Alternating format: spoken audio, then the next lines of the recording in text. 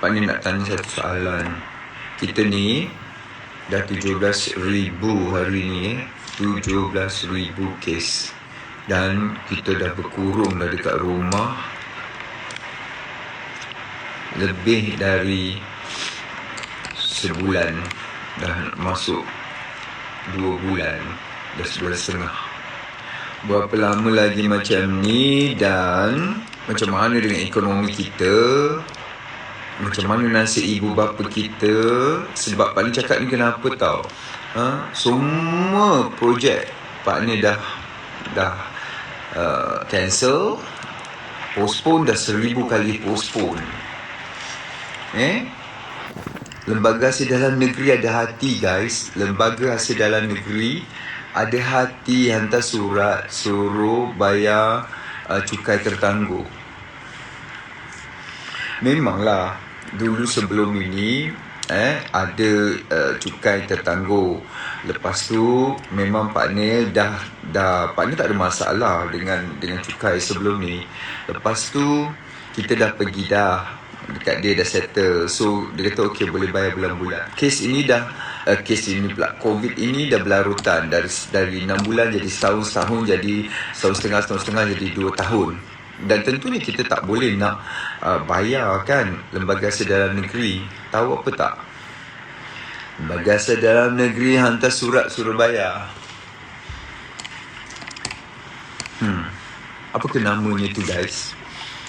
Apa ke namanya perbadanan itu? Dan kerja dia senang aja. Hantar surat, blacklist orang, kan? Senang aja. Jadi di mana letaknya sekarang ni? Di mana letaknya pertimbangan?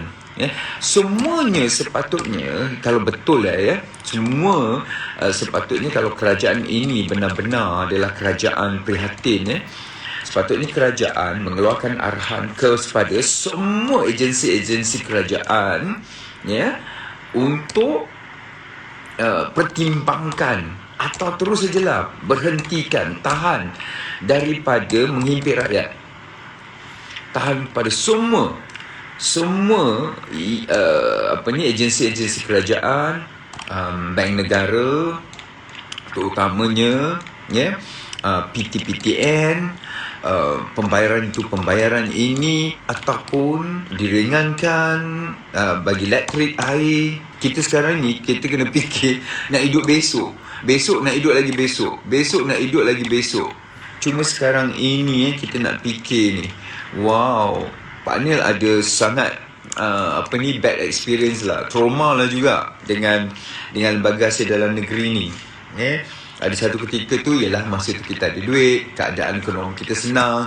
Bila mereka menghimpit kita pun rasa malu dan bersalah. Kadang-kadang kita ada tanggungjawab tapi kita tak lakukan. Okey, Pak Ni dah selesai dah dah selesai dah episod itu. Pak Ni dah sampai ke episod membantu orang ramai pula membantu orang ramai, memberikan kesedaran supaya lembaga kita bayar cukai. Sebab ada orang yang memang saja suka-suka nak lari daripada cukai, kan? Memang. Tapi dah sampai pula ke satu tahap di mana kita bukan nak lari lagi, dah tak boleh nak lari dah.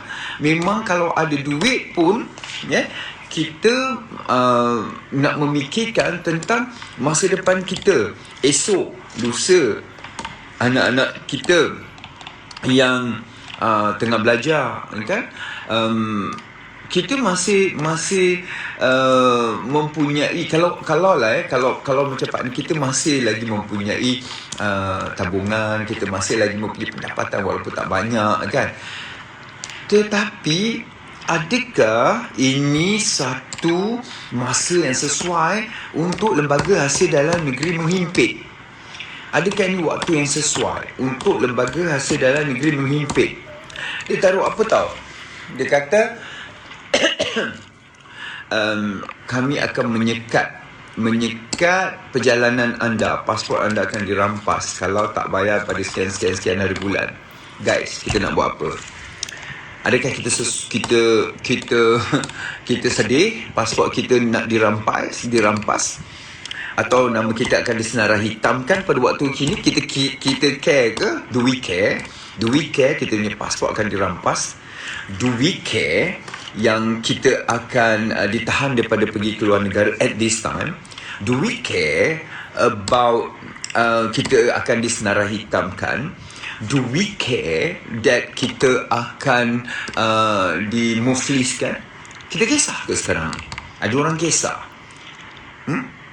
Anybody give a damn? Anybody give a shit about being blacklisted? About being banned from travelling? Boleh ke travel? About being declare bankrupt? So Pak Nin nak tanya lah dengan korang sini. Korang jadi saksi lah kalau satu hari muka depan Aznia Jinawi ditahan sebab tak bayar lembaga sedar negeri. Korang rasa kau nak gelakkan aku ke kau nak gelakkan lembaga sedar negeri? Bila dah sampai tahap kita diuji dengan keadaan ni, ekonomi dengan COVID macam ni, bloody hell, dia hantar surat ni suruh bayar cukai yang tertunggak. Tapi dia tak ada rasa malu ke dia nak tulis tolong bayar cukai dalam keadaan sekarang ni? Dalam keadaan ekonomi dan juga COVID dan ramai orang mati dan orang tak ada fikir masa depan dan sekarang orang nak fikir besok hidup ke tidak, dia tak ada rasa malu ke dia nak minta orang bayar cukai? Dia samalah juga sekarang ini untuk orang bayar denda, untuk orang bayar PTPTN, samalah tu, ya. Bayar PTPTN, masa kita senang dulu bayar PTPTN kita tak nampak sebagai dosa pun. Tapi bila dalam keadaan sekarang ini kau minta orang bayar PTPTN, kau minta orang bayar cukai, kau minta orang bayar cukai pintu, kau minta orang bayar bunga, tak masuk akal. Itu tak masuk akal. Okey, sepatutnya kau permudahkan Pak Nil. Walaupun kau tak panggil aku Datuk ke, kau tak panggil aku nama aku Haji Aznil, kau tak panggil aku Aznil, panggil aku Pak Nil. Mengikut kami punya file, Pak Nil punya tertunggak adalah banyak ini. Okey, kami telah rangkakan jangka pembayaran kepada Pak Nil dalam musim COVID ini, dalam musim ekonomi yang tidak menentu ini. Kami telah pun merangkakan pembayaran mengikut jadual yang kami berikan ini. Bulan ini tak perlu bayar, bulan ini tak perlu bayar. Bermula daripada bulan ini, Pak Nil kami jangkakan Pak Nil boleh bayar sebanyak RM400 atau RM500 sebulan. Biarlah panjang sampai mampus masuk ke kubur, letakkan jugalah kat situ bayarannya. Kurang-kurangnya nampak aku membayar, kan? Itu lebih bagus awak hantar kepada orang-orang yang dicukai itu. Okey, orang-orang yang dicukai itu nampak engkau adalah kerajaan yang memprihatin. Misal kata saya tak setuju, saya tengok kerajaan ni baguslah, dia rangkakan balik pembayaran. Tak, dia terus pencakap, dia terus ugut. Saya akan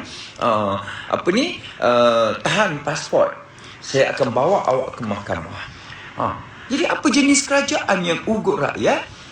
Apakah jenis pemerintah itu?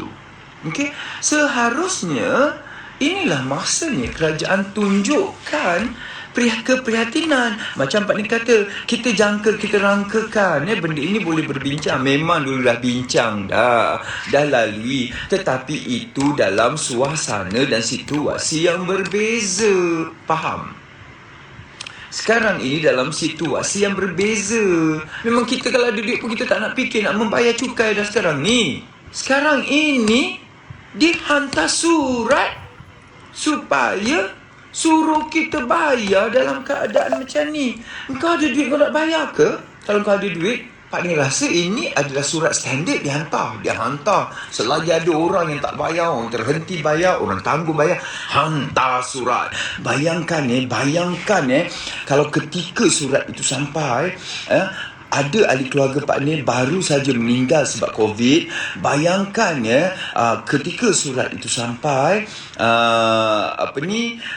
ada anak-anak atau saudara mara Pak Nin, na'udzubillah, yang ada dekat hospital sedang merana sebab COVID. Pak Nin kata surat ugutan lah tu. In a way surat ugutan tu, kalau kau tak bayar, kami akan tahan pasport anda. Itu bagi Pak Nin itu surat ugutan lah. Dulu mungkin kita kita tak tertekan jadi kita mungkin rasa tak apalah, bolehlah, terbayar je lah. Tapi sekarang ini kita semua tertekan orang yang berada di kategori T20 dulu tu sekarang ramai dah terjerumus, terjelupuk masuk ke M40. M40 pun ramai dah tersadung masuk ke B40. Yang B40 tu nak masuk ke apa?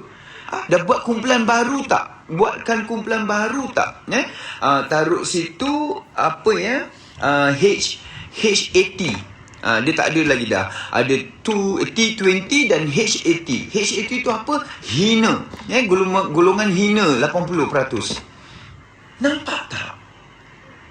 Ani sekarang pergi minta pula cukai. Balik pada cerita aku. Okeylah guys, kalau panjang sangat pun orang tak tengok nanti Pak Ni punya video ni dekat IG kan. So Pak Ni tinggal kat sini, kita fikirkanlah kalau Pak Ni buka mulut, bukan atas dasar kepentingan diri sendiri dan bukan atas dasar nak nyamuk seekor Pak Ni nak bakar kelambu, tidak. Pak Ni orang tua, Pak Ni mempunyai banyak kewarasan dalam pemikiran. InsyaAllah. Assalamualaikum.